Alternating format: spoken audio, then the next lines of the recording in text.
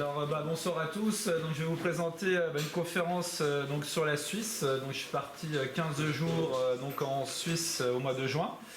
Voilà, donc c'est un peu d'ouest en est, hein, on va dire, un peu comme ça. Alors, la Suisse, c'est donc 41 285 km², environ 8 738 000 habitants et qui sont sur 26 cantons. Voilà, donc alors là, la première sortie, donc c'était le jardin botanique de la Rambertia. Alors donc là, vous avez le jardin, le chalet d'accueil. Donc c'est un jardin qui est situé à 1980 mètres d'altitude sur la crête sud-est des Rochers de Nez. Il a été créé en 1896 par Henri Corrévon et il est dédié à Eugène Rambert, qui était professeur de littérature française, poète et naturaliste amateur. Donc il y a deux personnes qui travaillent dans ce jardin. Alors là, il n'y en avait qu'une ce jour. Voilà. Alors là, donc, vous avez Daphné X napolitana. Donc c'est un Daphné qui mesure environ 30 cm de haut, qui est très odorant et qui a été obtenu au parc royal de Caserta près de Naples. Donc c'est un Daphné aussi qui est très odorant, vraiment une odeur très agréable, un buisson assez compact. Voilà, puis après.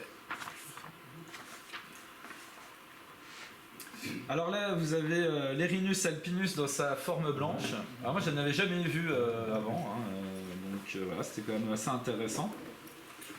Donc c'est une plante de 5-20 cm hein, qui vit sur les rochers qui sont plutôt riches en calcaire.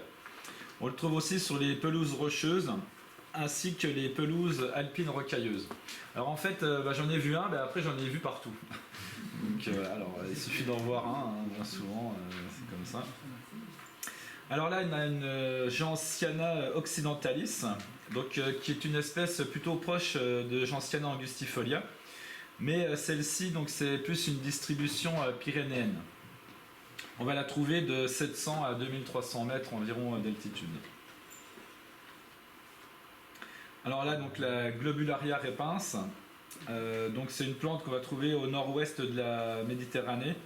Donc c'est un sous-arbrisseau qui est appliqué au sol et la floraison a lieu de mai à juillet. On va le trouver de 400 à 2400 mètres d'altitude dans les montagnes du Midi en Provence ainsi que dans les Corbières et les Pyrénées orientales et centrales.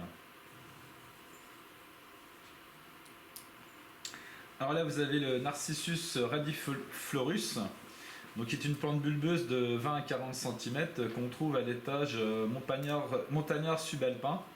On va le trouver dans les prairies de montagne légèrement humides ainsi que les pelouses calcaires fraîches. Alors selon certains botanistes, ce serait une sous-espèce de Poeticus, mais donc le Radiflorus a des tépales plus atténuées ainsi que des feuilles plus étroites chez Radiflorus. Alors après, c'est pas vraiment un critère parce qu'il y a plusieurs formes de tépales, donc voilà, c'est pas encore une nomenclature très très claire. Alors après, je suis redescendu du jardin à pied, hein, voilà, donc ça fait une bonne marche à pied. Hein. Et là, donc j'ai découvert plein de plantes hein, comme Campanula tirsioides, hein, donc une très très belle campanule. Hein, alors voilà, donc là il y en avait des formes assez compactes. Hein, donc elle, on va la trouver dans les prairies et les pâturages de montagne, frais et riches en calcaire, à l'étage subalpin à alpin. Donc les fleurs sont hérissées de poils blanchâtres, hein, comme on peut le voir sur la photo. Et donc elles forment un épi très compact.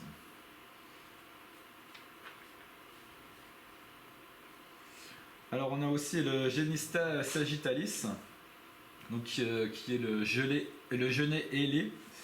Donc lui peut atteindre 10-30 cm de haut et on va le trouver dans les pâturages plutôt pauvres en calcaire. Dans les brousses d'arbustes nains ainsi que voilà, les brousses d'arbustes nains. Et donc vous voyez bien les rameaux ailés entre les nœuds. Donc voilà, on le reconnaît vraiment facilement comme ça. Alors là aussi une plante qui était assez, qui claquait bien, hein, donc une gesse qui peut mesurer 20 à 80 cm de hauteur, hein, Lathyrus ocraceus. Donc c'est une vivace robuste aux grandes fleurs jaunes et qui vire à l'orange après l'anthèse. Donc l'anthèse, hein, c'est la période à laquelle la fleur est complètement ouverte et fonctionnelle. Donc elle, on va la trouver à l'ouest de l'Europe, dans les pentes herbeuses riches en calcaire, ainsi que dans les mégaphorbiers.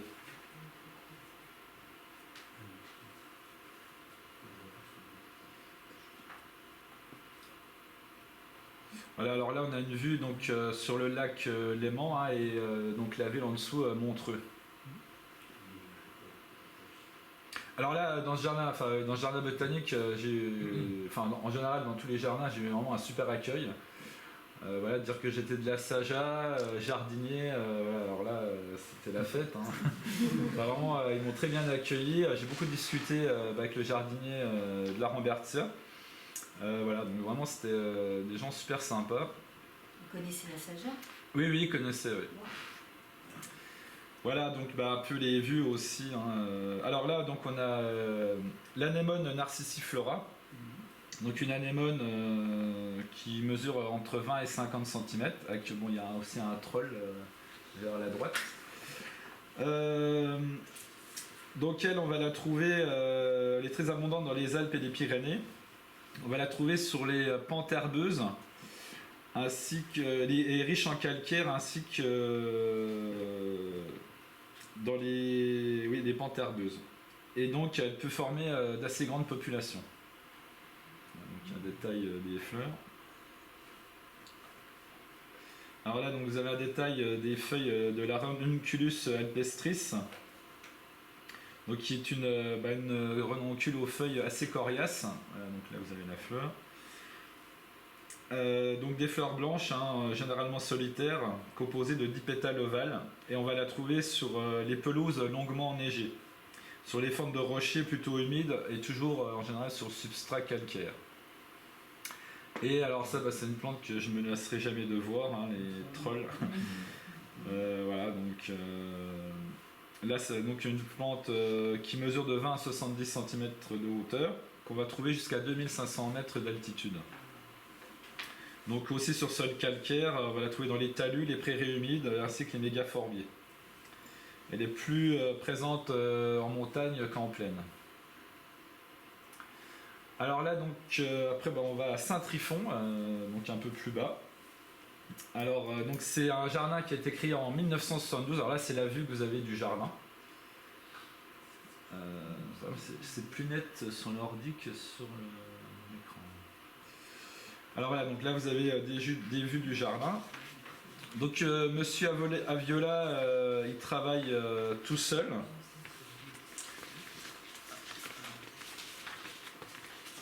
Alors là, donc, voilà, vous avez un peu des vues du jardin. Alors son but au début, qu'il a créé ce jardin en 1972, c'était il voulait cultiver toutes les plantes qui étaient citées dans la Bible. Donc le jardin est composé de plusieurs massifs, hein. Vous avez les plantes méditerranéennes, médicinales, les plantes de rocaille et plusieurs bassins. Donc le tout agrémenté de quelques passages bibliques, hein. Souviens-toi de ton créateur. Donc il y en a un peu partout dans le jardin. Alors lui, c'est vraiment un personnage, hein. Quel âge a-t-il? Alors il a 88 ans. Oh, wow. Donc on a, voilà, alors là vous avez une Inula magnifica, donc une plante qui peut atteindre 1,60 m, hein, qui est originaire du Caucase oriental. Alors ça c'est la serre des cactus. Là donc vous avez un Trachycarpus fortunei.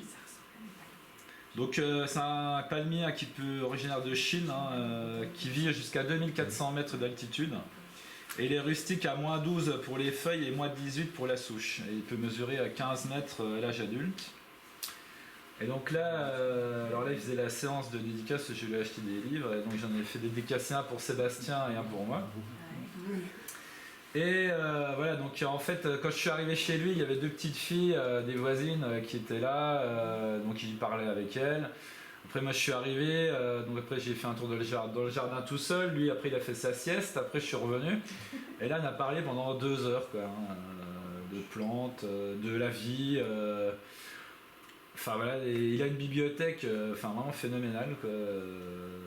Donc en fait bah, il vit là, il mange là, il dort là, il bouquine là. C'est cool, ça. Comment il s'appelle ce monsieur? Monsieur Aviola. William Aviola. C'était un adhérent. Alors vous avez donc sur YouTube, vous avez une vidéo sur lui, Aviola, A-V-I-O-L-A-T. Vous avez une vidéo sur YouTube qui est très intéressante. Et alors aussi, donc il m'a lu à un moment, parce qu'il y a quelqu'un qui a écrit un livre sur les jardins suisses remarquables. Et cette personne trouve un peu bizarre qu'il y ait des phrases de la Bible dans son jardin. Donc lui c'est un peu son leitmotiv. Hein. Vous voyez, bon, il y a la croix, la croix hein, Oui. sur la porte. Voilà, c'est quelqu'un de très protestant, très pieux. Et il m'a lu des extraits du bouquin. Il était complètement, il était furax quoi, de lire ça. Puis après voilà, c'est ses convictions. On les respecte ou pas. Voilà, après si lui il n'avait pas envie d'aller dans son jardin, il n'avait qu'à pas y aller quoi. Mais vraiment voilà un personnage haut en couleur. Donc voilà, il vit, il est avec son vélomoteur hein, et il y a une personne qui lui fait ses courses 2 fois par semaine. Voilà, donc vraiment un sacré personnage. Quoi. Alors là, bon, un peu changement de décor, hein, c'est une fondation, la fondation Pierre Gianada. Donc c'est une fondation qui a été créée en 1976, elle embauche 60 salariés pour 8 millions de francs suisses de budget. Alors au sous-sol on a une collection de voitures anciennes, après donc des voitures anciennes des années 1840 à 1940. Ensuite au rez-de-chaussée on a un musée gallo-romain et une expo permanente sur Léonard de Vinci avec vraiment des originaux de dessins, de plans, etc. Et un musée de sculpture en plein air. Voilà. Donc là par exemple vous avez les baigneurs de Niki de Saint-Phal. Sympa, oui. Et le tout aussi agrémenté donc d'un parc arboré avec les arbres étiquetés aussi. Voilà. Donc, il y en a pour donc un mobile de Calder. Alors là on est sur Reclining Figure d'Henri More. Et un Calicanthus floridus, donc un arbuste du sud-ouest des États-Unis qui va mesurer entre 2 et 3 mètres. Il a été introduit en Europe en 1806. Alors un peu plus loin, donc, le jardin botanique de la Thomasia, donc, qui est situé au cœur des Alpes vaudoises, à 1260 mètres d'altitude. Donc là vous avez un peu l'écrin du jardin. Environ 2000 plantes y sont cultivées et il a été dédié à la dynastie des Thomas, qui étaient des botanistes et pépiniéristes forestiers. Alors on peut accéder donc aux couches, voilà, tout est ouvert. Hein, donc là vous aviez le jardinier donc, qui arrosait les semis. Donc pareil, hein, vraiment très accessible, on a bien discuté. Alors après, donc ces jardins alpins, c'est un peu Disneyland hein, quand même. Enfin voilà, les gens, c'est limite s'ils vont pas en talons, les femmes, oui, c'est... Voilà, donc lui, il était content des fois de parler avec des gens qui connaissaient un petit peu les plantes. Ouais. Voilà. Alors là, donc vous avez Daphné oleodes, donc un arbuste de 20 à 50 cm avec des fleurs blanches ou vert pourpre.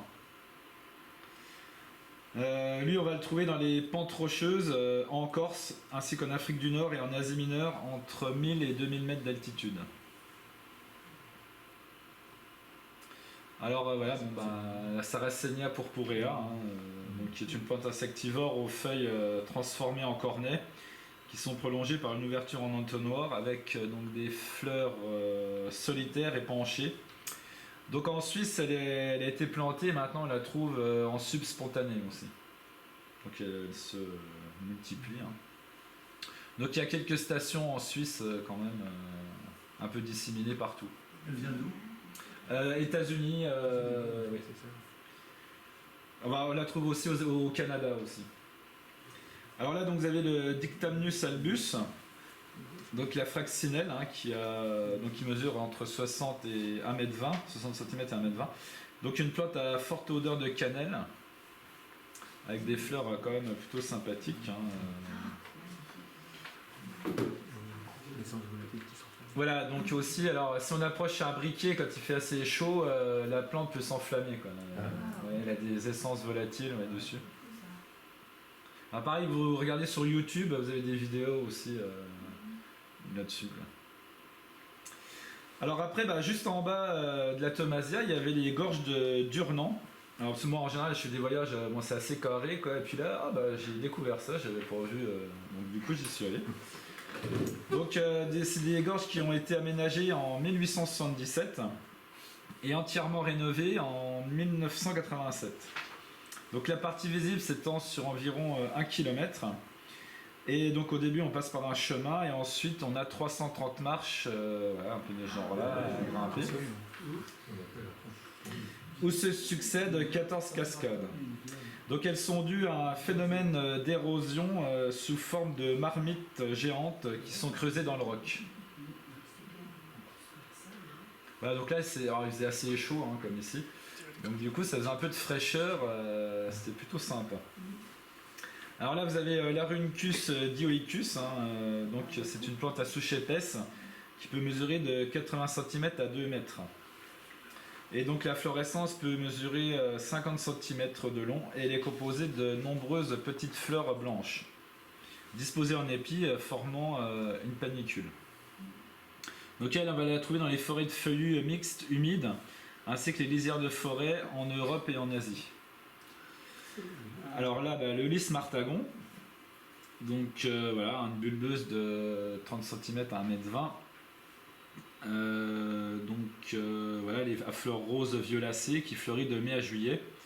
Lui, on va le trouver dans les forêts de hêtres, ainsi que les forêts de pins, de mélèzes, donc, et aussi dans les prairies fraîches de 500 à 2700 mètres.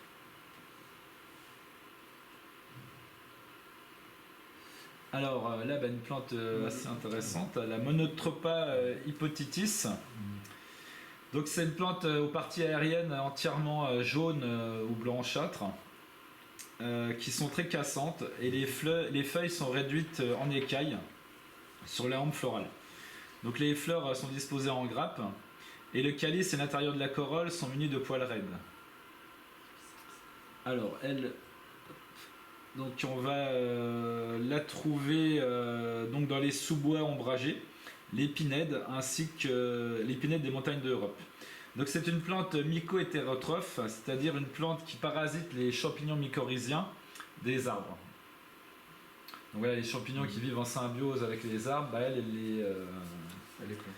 les pompe, elle les parasite. Alors après, à Fleuralpes. Donc là, un jardin situé à Champey, à 1500 mètres d'altitude. Ils sont cultivés environ 4000 espèces sur 6000 m². Donc c'est un jardin qui a été créé en 1927 par l'industriel vaudois Jean-Michel Aubert. Donc au départ, c'était le jardin d'agrément de sa maison secondaire, et donc qui a été créé sous la houlette d'Henri Corrévon. Et en fait, il était accessible au public en 1931.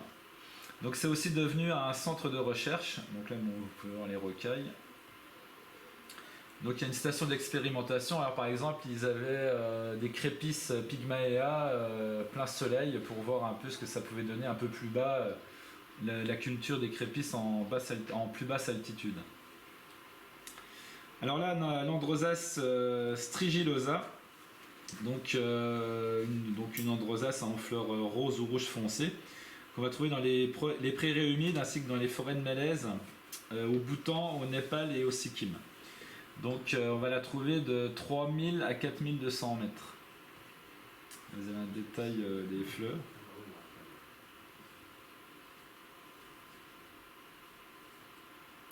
Alors il y avait quelques papillons, donc la pyrite de l'aubépine, Aporia crataegi. Donc un papillon aux ailes blanches nervuré de noir qui a une génération par an d'avril à août et qu'on va trouver sur beaucoup de rosacées comme les Crataegus, les Prunus, les Amélanchiers, les Sorbiers aussi. Donc on va le trouver à l'ouest de l'Europe, en Afrique du Nord, ainsi qu'en Asie. Et donc c'est l'espèce type du genre.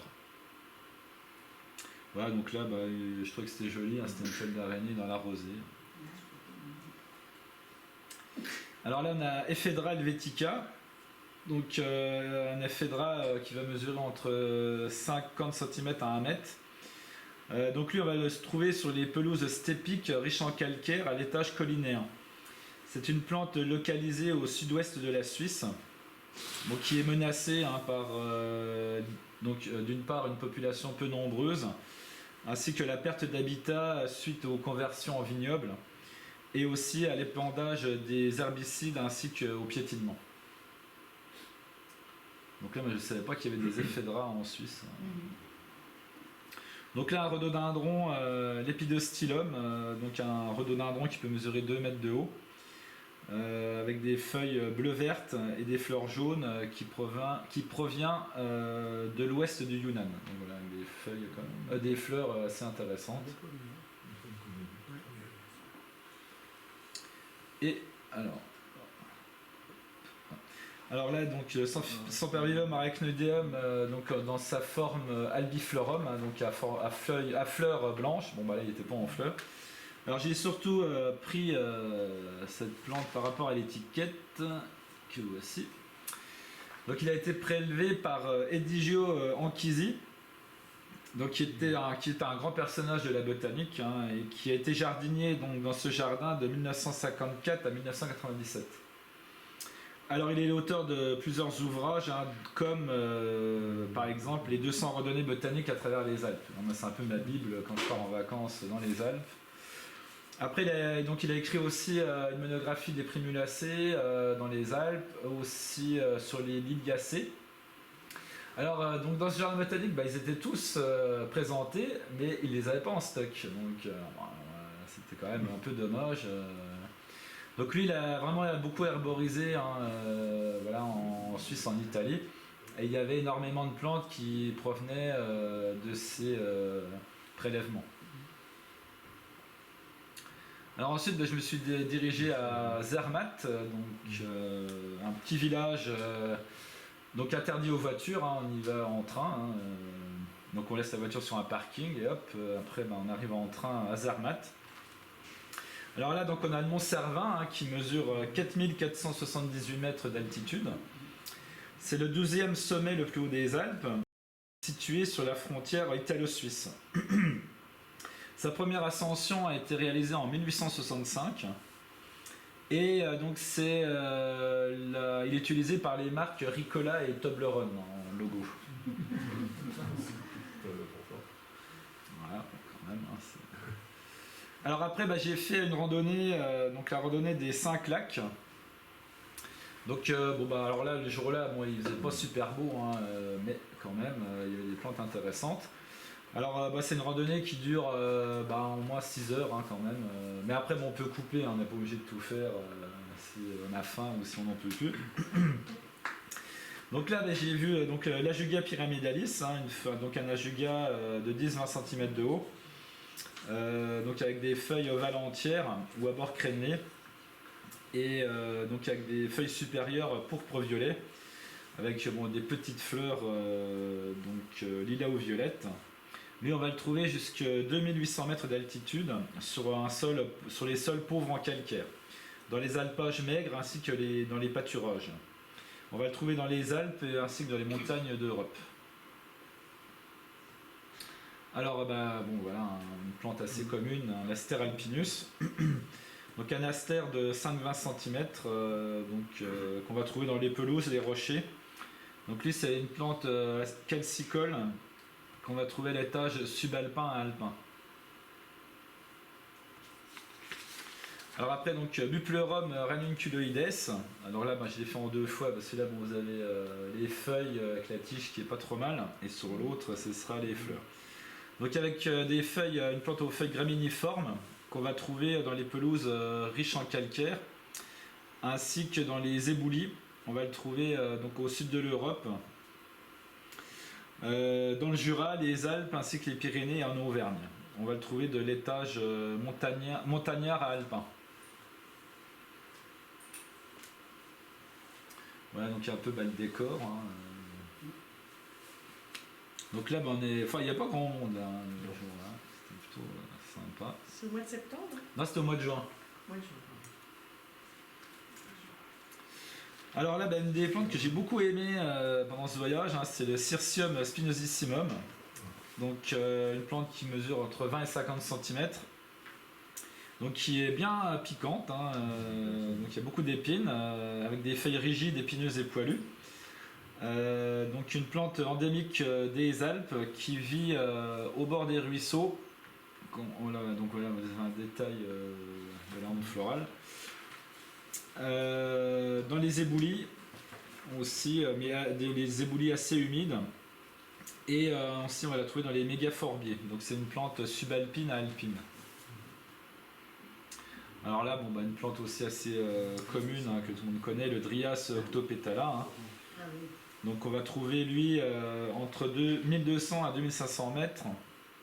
Donc sur sol calcaire, dans les pelouses pierreuses, les éboulis.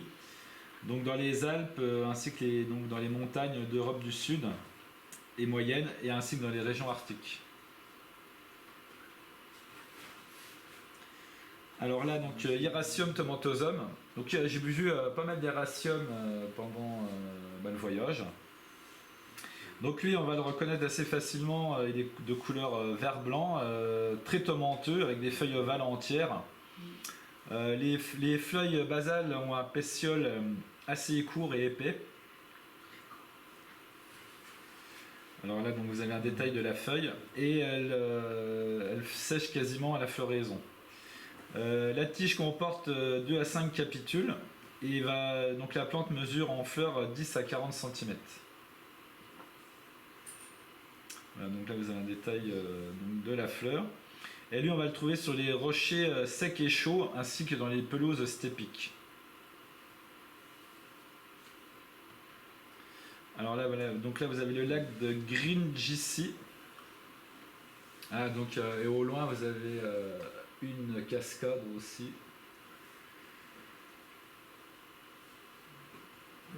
Voilà, bah, la cascade de plus près.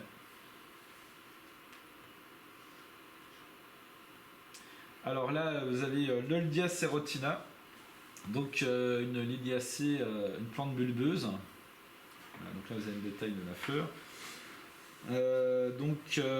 Voilà, des fleurs blanches, hein, striées de brun rouge à l'intérieur.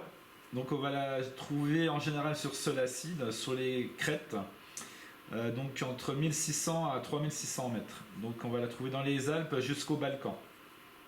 Alors elle est dédiée à Edward Lloyd, qui était un botaniste anglais. Alors là aussi, bah, une plante assez facilement reconnaissable. Hein, donc il y a Lotus corniculatus, espèce alpinus. Donc lui, bah, on le reconnaît facilement parce que les fleurs sortent jaunes, elles deviennent rouges en fin de floraison. Donc là, c'est quand même assez facile à le reconnaître. Et on va le trouver de 1500 à 2900 mètres d'altitude. Bon, alors voilà, bah, la marmotte hein, aussi. Donc là, bon, elle était, enfin, bon, j'étais quand même loin, mais elle n'était pas super farouche. Alors là, donc une pédiculaire. Alors ça, c'est un genre que j'aime bien. J'adore ces plantes. Donc c'est une plante de la famille des Aurambancacées. Alors donc c'est une plante à inflorescence courte et dense, avec un tube jaunâtre et une lèvre supérieure plus foncée. On s'en rend mieux compte là. Donc elle mesure 10 à 20 cm de hauteur. On va la trouver sur les pelouses alpines ainsi que dans les pâturages de montagne. Alors là, une Pingicula leptoceras, donc une plante insectivore. Alors elle est assez semblable à la Pingicula vulgaris, mais l'enroulement autour de ses feuilles est parfois interrompu. Alors après, puis aussi c'est par rapport aussi aux Elvies, hein, parce qu'elles n'ont pas toujours la même répartition géographique. Donc la corolle est violet foncé et chaque lobe est marqué de taches blanches. La gorge est velue Et donc elle fleurit de juin à août. Donc là vous aviez des belles populations. Donc on va la trouver sur sol humide, hein, dans les marais ou alors aussi sur des formations de tufs. Alors là donc vous avez les feuilles de la Primula farinosa. Donc une prime vert à feuilles ovales, atténuées en pétiole, et donc ils sont roulés à l'intérieur alors qu'elles se déploient. Donc là on le voit au début, hein, en bas de la rosette. Là, donc en fleurs. Donc des fleurs roses avec une auréole jaune à la gorge, et elle on va la trouver dans les bas marais riches en calcaire ainsi que sur les bords de ruisseaux, ainsi que dans les prairies à humidité variable. On va la trouver de l'étage montagnard à alpin. Alors là donc une centaurée, Centaurea scabiosa sous-espèce alpestris, donc là avec un détail de la feuille et la fleur. Donc elle, c'est une plante vivace peu ramifiée avec des tiges et des feuilles vert foncé. On va la trouver à l'étage subalpin dans les pelouses alpines riches en calcaire. Donc là, c'est une plante assez présente, hein. Alors là, donc, vous avez les feuilles du Senecio doronicum. Donc il y a un senso qui mesure entre 20 et 50 cm avec des feuilles coriaces qui sont dentées et plus ou moins pubescentes, avec des tiges dressées anguleuses et feuillées. Donc les fleurs extérieures sont ligulées, très longues, et les internes tubulées couleur jaune orangé. En détail. Donc lui on va le trouver dans les pelouses alpines rocailleuses, les éboulis et les rochers. Donc pareil, il est assez facilement reconnaissable avec ses feuilles. Alors là, un autre Sensio, Incanus, sous-espèce Incanus. Donc c'est une plante entièrement grisâtre, tomenteuse, avec des fleurs jaune-orangées. Et lui, on va le trouver donc, dans les rochers, les pelouses rocailleuses. Là, vous avez un détail des fleurs. Ainsi que dans les éboulis et les rochers. Donc de l'étage subalpin à Nivelles. Alors là, en redescendant vers Zermatt, donc après on traverse des sous-bois. Alors là, j'ai un peu activé le pas parce qu'il y avait le tonnerre qui commençait à gronder et je me suis dit, vaut mieux se dépêcher là. Donc j'ai quand même eu le temps de prendre ce vérâtre en photo. Donc c'est le vérâtre album sous-espèce Lobelianum. Donc une plante qui mesure de 60 à 1,50 m de haut. Donc de la famille des Melanthiacées. Lui donc la sous-espèce on la reconnaît par rapport au tépale qui mesure entre 7 et 12 mm de long, ainsi que des nectaires qui sont épais. Donc les nectaires c'est l'élément qui sécrète le nectar, alors que la sous-espèce album a des tépales plus grands et des nectaires étroits. Alors dans certaines fleurs on vous parle de la couleur pour différencier la sous-espèce, et donc ce qui peut amener à des erreurs, hein, parce que c'est vraiment avec les tépales et les nectaires qu'on le reconnaît.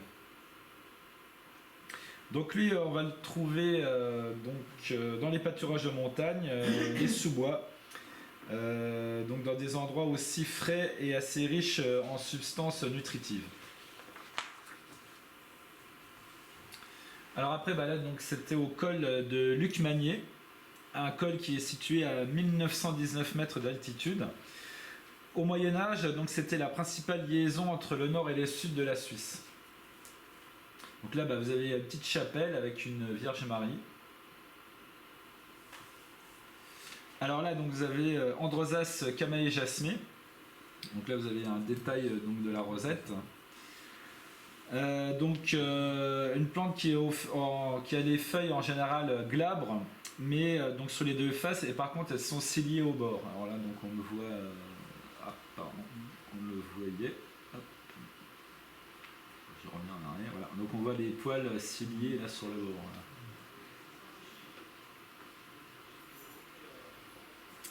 Voilà, donc c'est une plante à la corolle blanche, à gorge jaune ou rosée, et elle on va la trouver sur les pelouses rocailleuses riches en calcaire. Alors là pareil, hein, il faisait moche, il pleuvait. Donc là bon c'était pas. Je suis pas parti en rando. Donc après bah, là le Botrychium lunaria. Alors donc on a la partie sporangifère hein, que l'on voit en forme de panicule et la partie foliacée insérée à mi-hauteur. Donc c'est des feuilles charnues, hein, donc elle fleurit entre guillemets de mai à août. Donc on va la trouver dans les prairies et les pâturages. Donc au Moyen-Âge, on lui prêtait le pouvoir de rendre invisible quand on la consommait les soirs de pleine lune.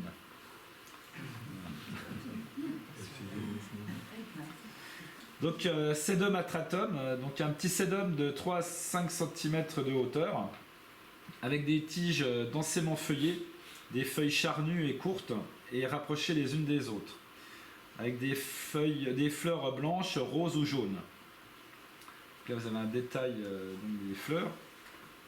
Lui on va le trouver sur les rochers riches en calcaire et les éboulis schisteux. Donc là vous avez le Sempervivum montanum, donc une vivace à feuilles épaisses, hein, recouvert de poils glanduleux. Donc il y a des fleurs roses à rouge violacé, fleurissant entre juin et août. Lui on va le retrouver sur les rochers siliceux, les pelouses sèches, les rocailles de 800 mètres à plus de 3000 mètres d'altitude.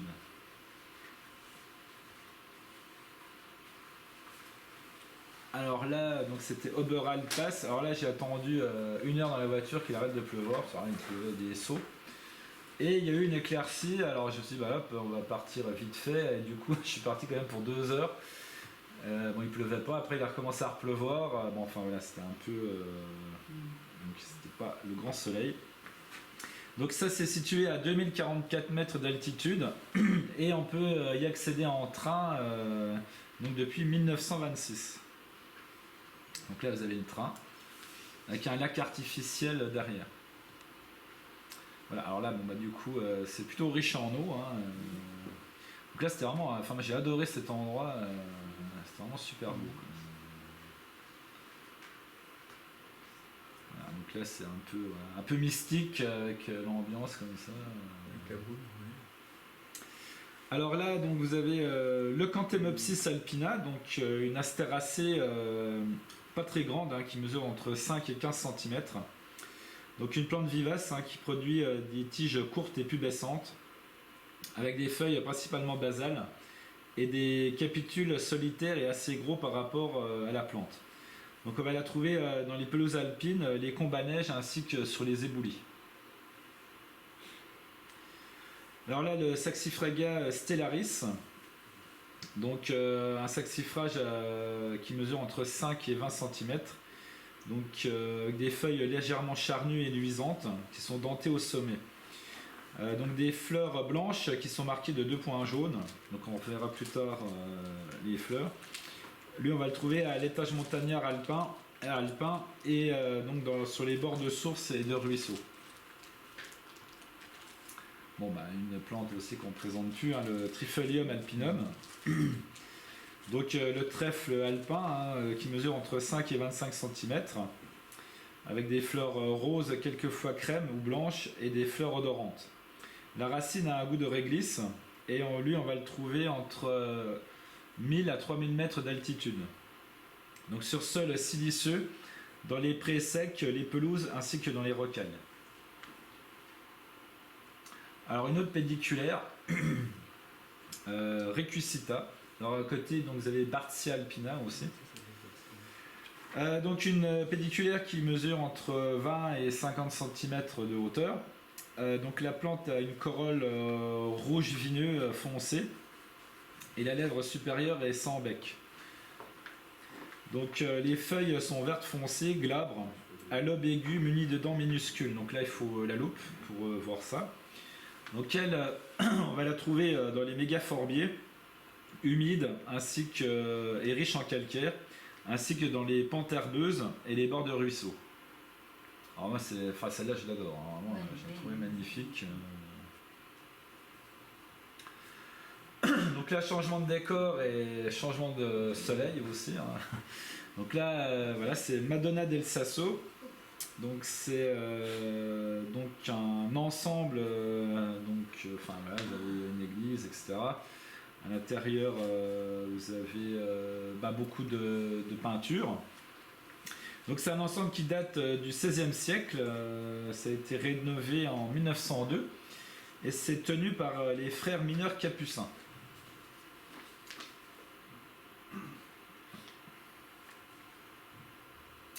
Alors là, donc on arrive donc à la Villa Emden.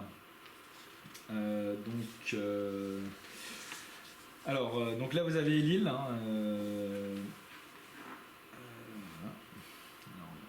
Donc là, au milieu vous avez la maison.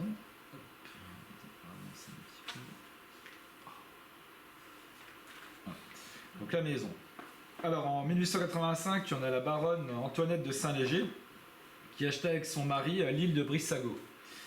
Donc elle a transformé les taillis en un jardin luxuriant avec des végétaux qu'elle a ramenés lors de ses différents voyages.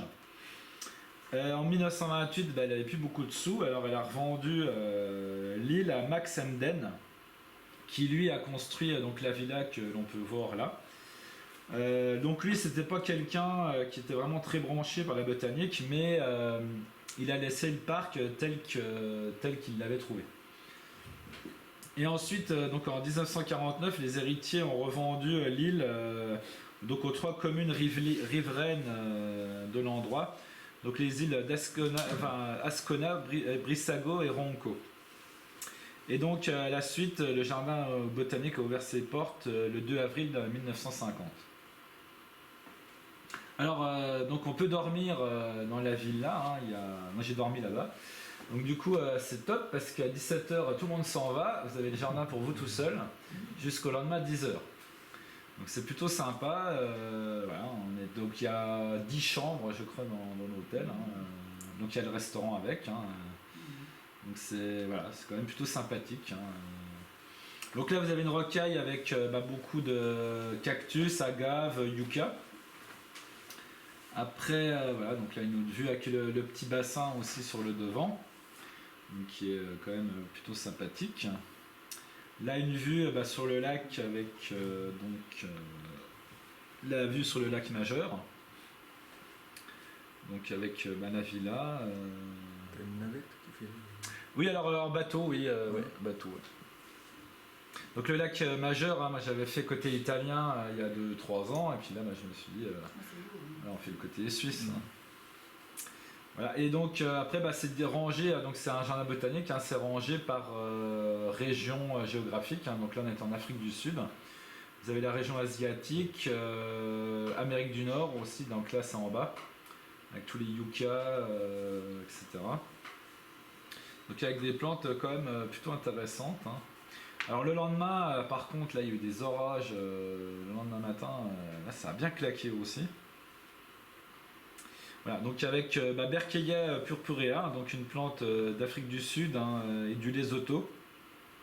Donc une plante au feuillage épineux qu'on va trouver sur les pentes raides et herbeuses. Et donc les protés, donc là c'est un cultivar, c'est Cynaroides cultivar spring. Donc un arbuste qui peut mesurer jusqu'à 1,20 m de haut.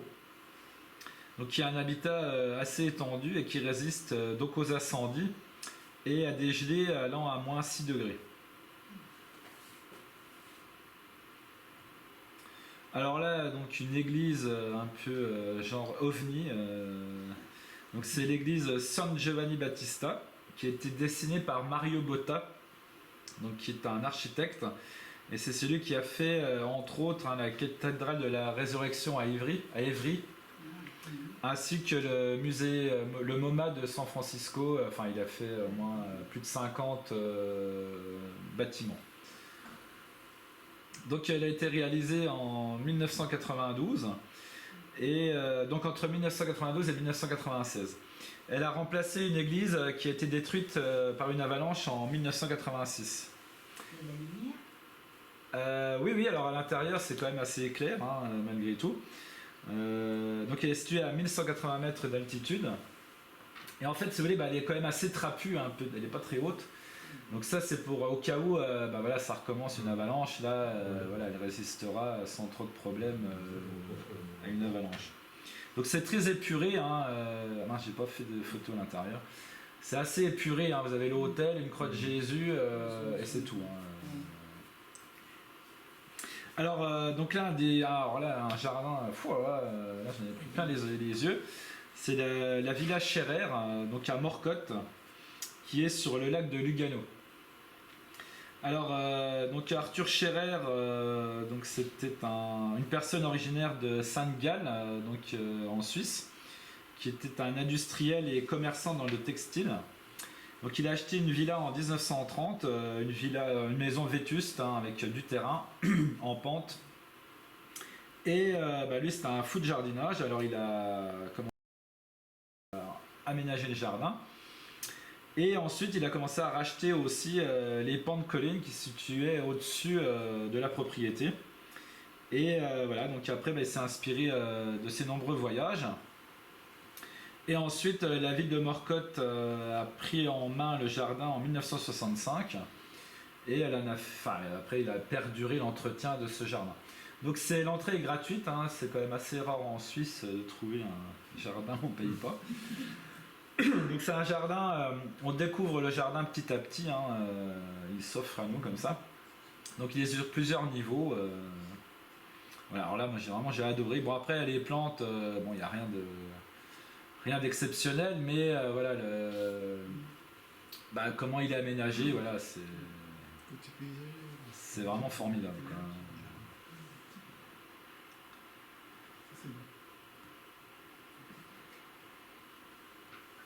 Ah, donc la vue sur le lac, hein, qui n'est pas désagréable. Alors il avait fait aussi donc une maison de thé hein, d'inspiration chinoise et aussi un temple égyptien. Et là donc on est sur la maison hindoue. Voilà. Donc là, voilà, voilà la vue dont vous avez avec. Alors, voilà, quand même une petite plante qui que j'ai bien aimée, hein, l'Asplenium septentrionale. Donc une fougère de 5 à 15 cm qui a le limbe et le pétiole peu différenciés et un limbe bifurqué une à deux fois en 2 à 4 segments, longuement incisés à l'extrémité. Alors cette fougère, on va la trouver à l'étage collinéen à alpin, dans les rochers pauvres en calcaire ainsi que sur les murs.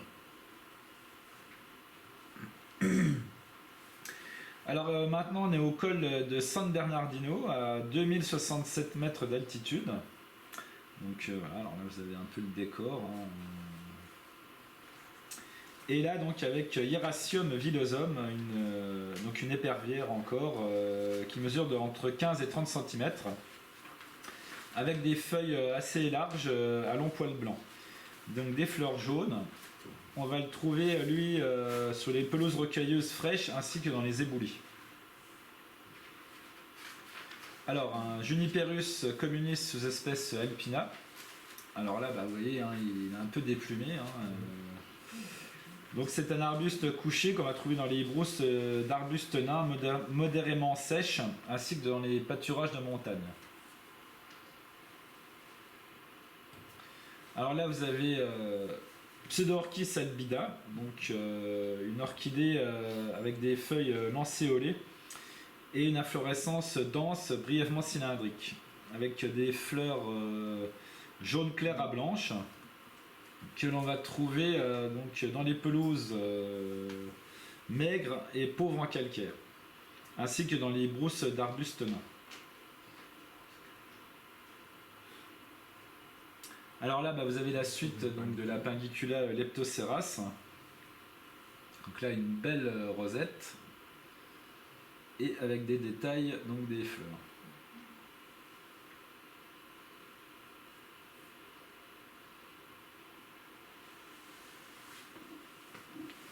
Alors après, donc vous avez aussi les Saxifraga stellaris, donc qu'on a vu avant. Avec aussi, voilà, donc la rosette, alors les fleurs, ça sera pour plus tard, apparemment. Ah oui, ce sera pour plus tard. Donc là, encore de nouveau le décor. Hein. Donc là, là, il y a pas mal d'étendues d'eau aussi. Hein. Voilà, là, on peut passer beaucoup de temps à cet endroit. Hein. Alors là, donc une incongruité aussi que je voulais aller voir. Donc le lac de Resia, lago di Resia, donc qui est situé lui en Italie, hein, aux frontières suisses et autrichiennes. Donc là, alors donc il reste le clocher, hein, ma foi, c'était le clocher de l'ancien village de Graune. Donc voilà. Alors il faut savoir que 153 maisons et 523 hectares furent submergés pour fusionner le lac de Resia et le lac de Curonne en 1950. Et ils ont construit un barrage, donc, et la structure du clocher, elle, date de 1357. Donc voilà, ils ont tout englouti, hein, et il reste que le clocher. Alors là, c'est quand même... ça, c'est pas banal, quand même. Hein. Il n'a pas été déplacé, il est resté... Voilà, le clocher est resté à l'endroit là, et tout le village, après, a été inondé. Et ils ont reconstruit le village à quelques kilomètres de l'endroit, quoi. Il reste que le clocher, et c'est un site aussi de plongée, quoi. On peut voir. Enfin, il n'y a plus grand chose, quoi. Mais... Alors, donc là, en fait, j'ai passé donc la frontière autrichienne, après en Italie, bon, et vice versa pour rentrer. Et puis là, donc en rentrant, 4 km après la frontière, il y avait 60 douaniers suisses, là, ils arrêtaient les camping-cars. Et là, c'était avec les mitraillettes, les herses et tout le tremblement, les chiens. Ouais, c'était pas de la rigolade. Hein. La drogue. Je sais pas. Après, il y en a une, donc elle avait un look un peu de hippie. Ils lui ont, tout le camping-car qui était sorti. Hein. Elle rigole pas. Hein. Il faut pas de la dentelle, quoi. Hein. T'en laissé passer? Après, moi, ils m'ont laissé passer. J'étais pas de camping-car et mes cheveux, je sais pas, j'ai pas trop le look hippie.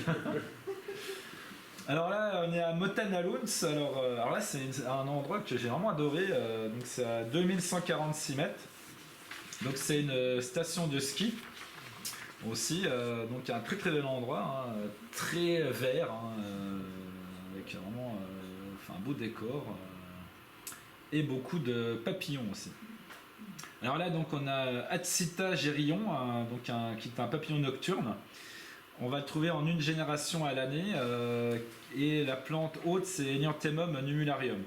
Lui, on va le trouver dans les prairies sèches et les prairies alpines jusqu'à 2400 mètres d'altitude, au sud et dans le centre de l'Europe, ainsi qu'à l'est de la Turquie. Alors là, on a Aquilegia atrata.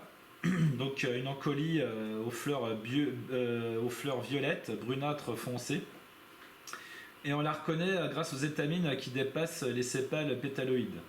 Donc elle fleurit en juin-juillet.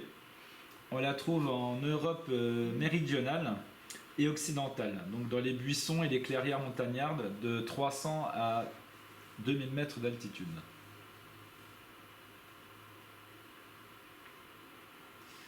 Alors, une campanule aussi que j'ai vue quand même beaucoup pendant ces vacances. Donc la Campanula barbata, donc, qui est une plante velue à souche épaisse et à tige dressée, aux feuilles basales disposées en rosette. Donc l'inflorescence comporte 2 à 7 fleurs de couleur bleu pâle. Voilà. Donc qui peuvent parfois être blanches. Donc la forme des fleurs est une cloche tubuleuse et elles sont poilues à l'intérieur. Donc là, un détail des fleurs. Alors elle, on va la trouver sur les pelouses alpines, pauvres en calcaire, ainsi que les brousses d'arbustes nains. Donc là, c'est un milieu quand même avec quasiment, toutes les plantes qui vivent dans un milieu pauvre en calcaire. Donc là, on a le château de Taraspe, qui est un château fort dont la première mention date du XIe siècle. En 1040, le comte Ulrich Ier l'a fait construire. Il est maintenant la propriété d'un artiste suisse, Note Vital, qui est sculpteur, peintre et dessinateur. Donc c'est un château qui reçoit environ 15 000 visiteurs par an. Alors là, donc, on a Hippocaeris uniflora, donc une plante vivace qui mesure entre 15 et 50 cm, avec donc une plante à tige monocéphale fortement renflée au sommet. Les feuilles sont basales, dressées et non maculées, avec des fleurs ligulées de couleur jaune. C'est un détail de la fleur. Et lui, on va le trouver dans les pelouses sèches, pauvres en calcaire. Alors là, vous avez la Listera ovata, donc une orchidée de 20 à 50 cm de hauteur, avec donc des feuilles basales largement ovales et très fortement nervées. Voilà. Et qui sont renflées au sommet, et donc elles sont toujours par deux. Ensuite, le labelle est donc découpé jusqu'au milieu, avec des lobes obtus un peu étalés. Donc c'est une orchidée qu'on va trouver dans les prairies et les pâturages plutôt humides, ainsi que dans les forêts.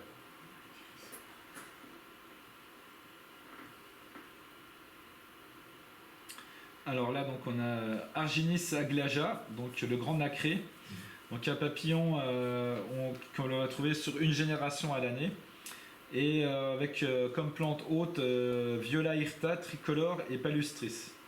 Donc un papillon originaire d'Afrique du Nord, ainsi que d'Europe et d'Asie.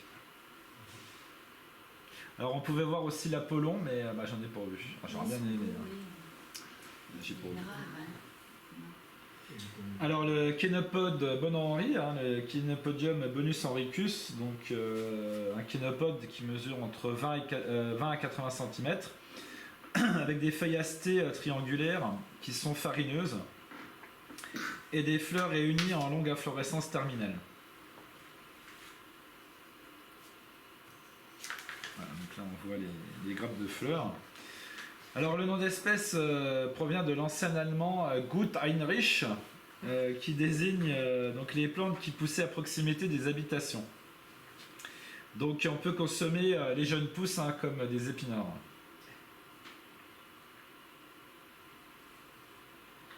Et là, aussi donc une plante qu'on rencontre assez souvent aussi, le Rhinanthus alectorolophus, donc une plante annuelle semi-parasite, donc qui mesure entre 10 et 20 cm de hauteur.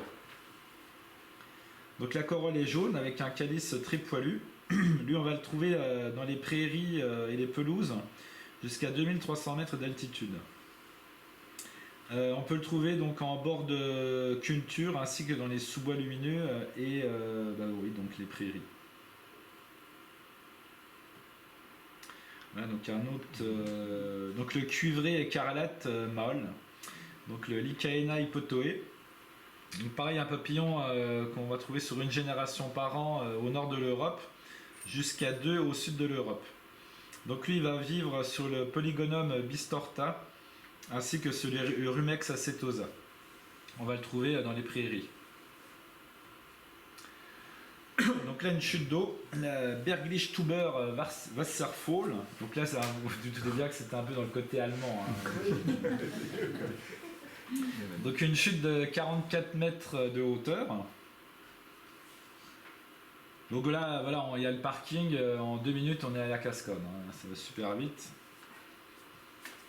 Voilà, donc une belle cascade. Donc avec aussi Adénostyle alariae. Donc un adénostyle qui mesure entre 50 cm à 1,50 m, avec des feuilles tomenteuses en dessous. Et les collinaires sont presque sessiles, et les fleurs sont rose pâle.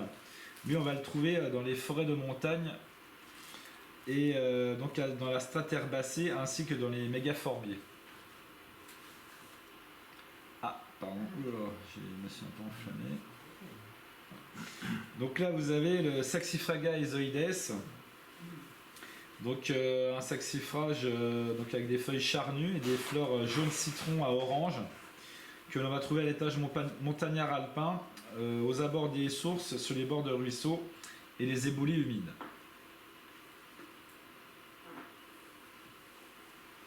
Alors là, c'est l'hôtel Schwetzalp à Davos. Donc là, en fait, c'est un hôtel donc, qui a été construit en 1900 dans le style Art Nouveau. Donc il a été ouvert en tant que sanatorium de luxe à l'époque pour les tuberculeux. Il a été reconverti en hôtel en 1954. Alors la petite particularité de cet hôtel, c'est que il y a un alpinum. Donc là, vous avez la vue voilà, sur Davos. Hein. Voilà. Donc un alpinum historique hein, qui date de 1907. Donc il y a 4 jardiniers hein, qui travaillent dans cet hôtel. Hein, quand même, donc c'est quand même pas rien.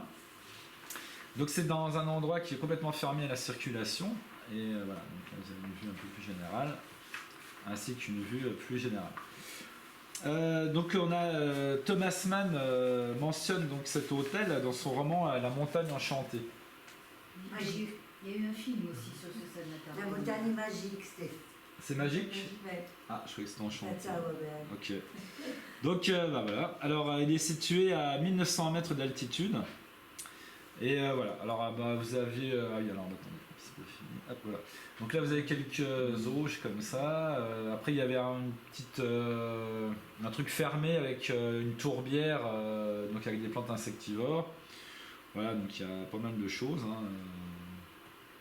Et donc l'intérieur de l'hôtel. Donc vraiment c'est resté dans son jus quoi. Hein. Aussi c'est ce qui est quand même intéressant. Ah, vous voyez la réception, ouais, c'est vraiment à l'ancienne quoi. C'est plutôt sympa. T'as pas dormi là? Si, j'ai dormi là. Alors donc l'ambiance dans les chambres, on serait cru limite Shining. Enfin, c'était quand même. Et puis alors une chambre plus grande que mon appart, quoi, avec balcon. Hein, c'est vraiment un super hôtel quand même, vraiment sympa quoi. Alors on va finir donc la conférence en paix et en superbe, hein, donc avec ce monument. Qui s'appelle Paxmal. Donc c'est une œuvre de Karl Bickel, donc qui est un Zurichois qui était peintre, sculpteur, graphiste et dessinateur renommé de timbre-poste. Donc c'est un temple hein, qui est situé à 1300 mètres d'altitude. Donc cet artiste, à la suite de la tuberculose, hein, tout heureux de s'en être sorti, il s'est lancé dans la construction de ce temple de la paix entre 1924 et 1949. Donc les mosaïques évoquent donc sur la gauche le monde physique hein, et après sur la droite le monde intellectuel et spirituel. Voilà, donc c'est quand même, alors voilà, vous avez la personne donc, qui le fait. Donc après c'est quand même assez, vous voyez, voilà, vous voyez, bon voilà, c'est au début ils se rencontrent et puis après, voilà, c'était quand même plutôt assez original. Et donc pour finir en superbe, hein, le Dianthus superbus, donc un œillet superbe, hein, donc une plante de 30 à 60 cm avec des feuilles basales qui sont obtuses et les supérieures pointues. Donc avec une corolle qui est très profondément incisée, hein, qui est de couleur lilas rose à rose foncé. Lui donc on va le trouver à l'étage collinéen à alpin, donc dans les pelouses maigres, ainsi que dans les brousses d'arbustes nains. Et donc c'est un œillet aussi qui est très odorant, hein, qui sent vraiment super bon.